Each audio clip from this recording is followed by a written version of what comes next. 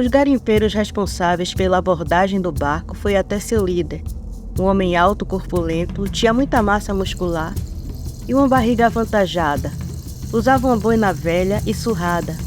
Tinha barba e bigode grisalhos. Todos o chamavam de capitão. O homem bateu na porta do barraco e ele trovejou um "Entre!". O homem entrou e foi logo dizendo: "Senhor, o barco que abordamos é de um barqueiro bem conhecido da região, e seu desaparecimento pode nos trazer problemas." O homem estava comendo um peixe assado. Parou de comer e passou a língua pelos dentes e cantos da boca, removendo todo o resto de comida, e então perguntou: "Quem é o barqueiro?" "É o Cartago, senhor. E durante a abordagem 2 rapazes foram mortos, e pelo estado dele, eram seus filhos." O capitão bateu na mesa com os punhos cerrados, fazendo os pratos e talheres pularem na mesa, e esbravejou: "Eu avisei que não era para ferir ninguém. Um deles matou um dos nossos e o outro tentou nos atacar. Não tivemos opção, senhor. Os rapazes eram fortes. Um deles esmagou a traqueia do Tony com uma das mãos." O capitão limpou as mãos e a boca com um pano e o enfiou no bolso, e então disse: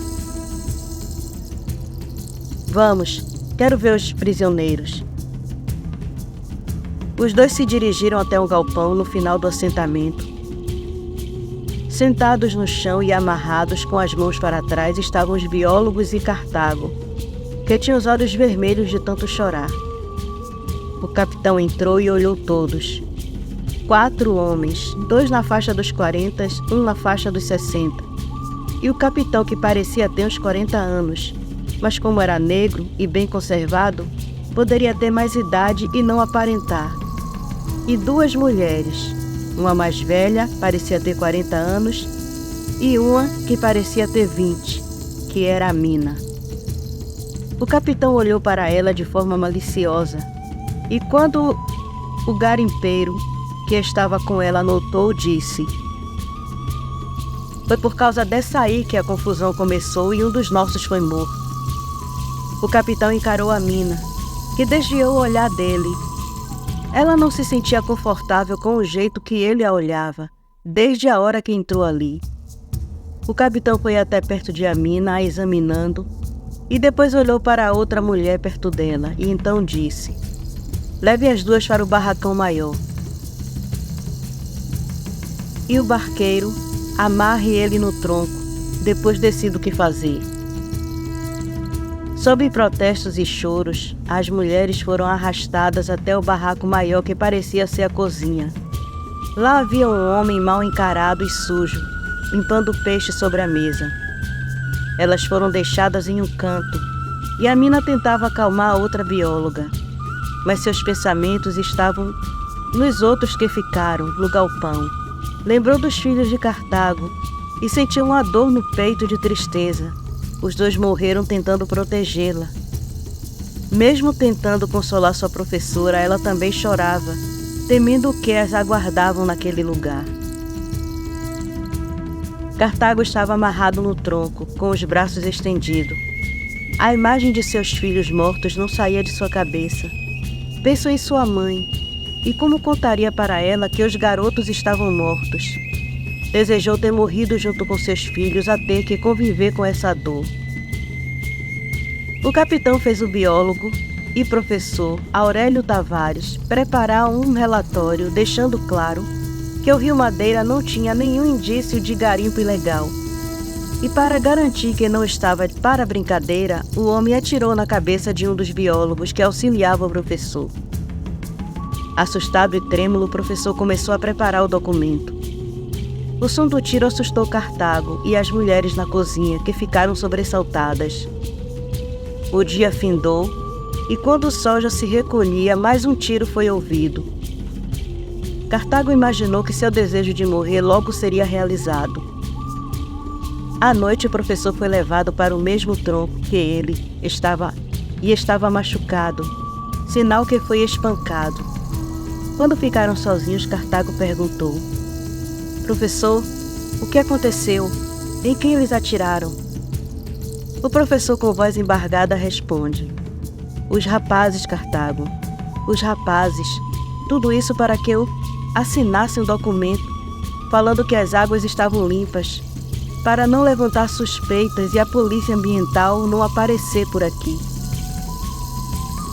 Eu sinto muito, professor. Pelo quê?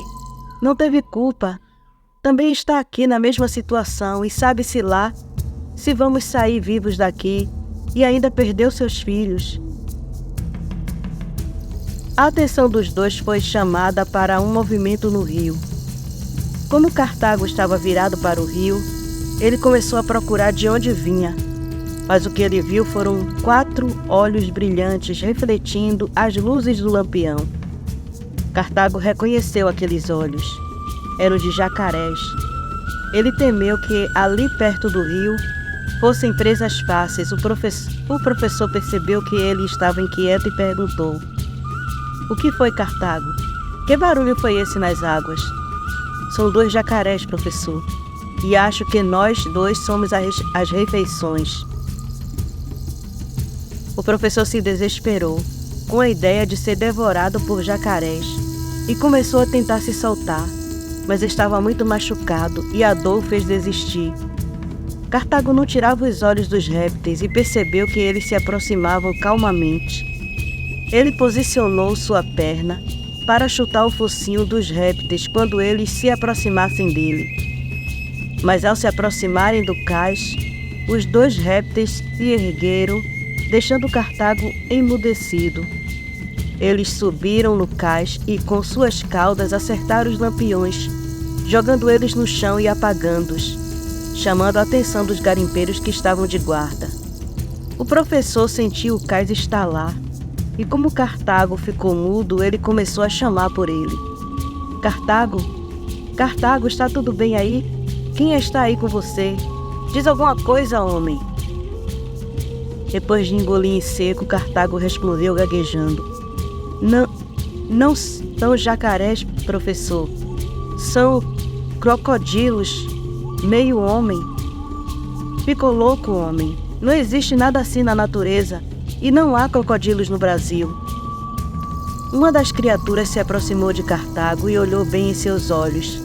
E ele o reconheceu. Aqueles olhos amarelos com a íris vertical, aqueles crocodilos eram seus filhos. Ele chorou ao perceber que eles estavam vivos. Então era isso que se escondia dentro deles, ele pensou.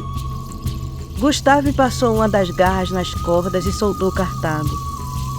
Ao ouvirem os garimpeiros se aproximarem, eles se ocultaram na escuridão e com suas caudas derrubavam os homens e partiam para cima deles, não dando tempo deles alertarem os outros.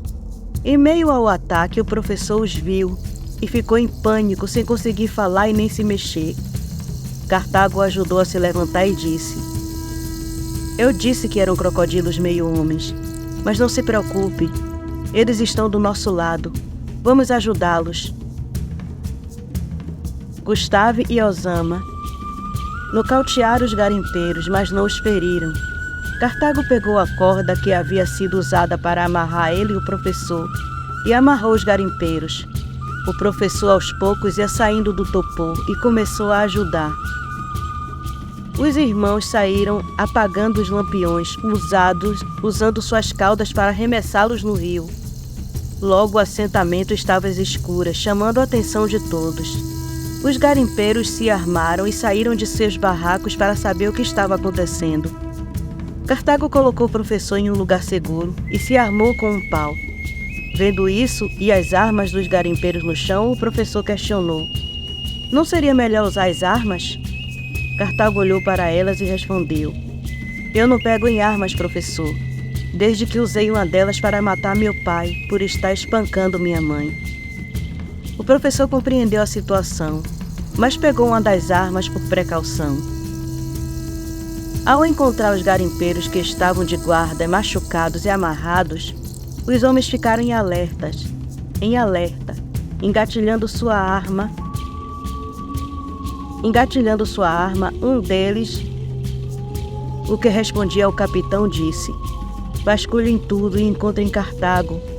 E aquele velho, o tal do professor. Com certeza foram eles que fizeram isso. Os homens se espalharam e logo gritos na escuridão foram ouvidos. Isso deixou os outros sobressaltados e com medo. Atiravam em qualquer coisa que se mexia. Isso chamou a atenção de todos os garimpeiros e do capitão. As garotas também acordaram, assustadas com o tiroteio e os gritos de pavor dos homens. Sons de barracos se quebrando e coisas sendo jogadas no rio faziam os homens irem na direção de onde o barulho vinha. Eles tinham certeza que era Cartago que estava atacando os homens, mas ao se depararem com um crocodilo de 2 metros, metade homem e de pé em 2 patas, sentiam um pânico inexplicável tomar conta deles, e um grito de terror escapou de suas bocas. Grunhidos assustadores ecoavam pelo assentamento, fazendo o coração dos garimpeiros acelerar. Gustavo e Osama podiam sentir o cheiro do medo dos homens. Isso os impelia ao ataque. Aos que escapavam dos crocodilos eram pegos por Cartago, que acertavam os homens com pauladas, nocauteando eles. O professor os arrastava e os amarrava com o que achava, e os juntava num canto, longe dos olhares dos outros. O capitão, ao constatar que estava sendo atacado, imaginou que era a polícia ambiental, que deu por falta de Cartago, e na procura por ele encontrou o assentamento. Ele pegou todo o dinheiro, os papéis importantes e colocou em uma balsa que estava carregada com ouro. Foi até a cozinha e olhou as garotas assustadas, em um canto. Como já estava de olho em Amina, ele a arrastou para longe da outra. Ela seria sua garantia de segurança na travessia da fronteira. Amina gritava por socorro, o que chamou a atenção dos irmãos. Eles avançaram sobre os garimpeiros, nocauteando todos usando suas garras e caudas. A fúria tomou conta dos dois. Os gritos de desespero de Amina percorria cada fibra de seus corpos reptilianos. A velocidade deles fazia o assentamento tremer, e antes que o capitão chegasse à balsa, eles o cercaram.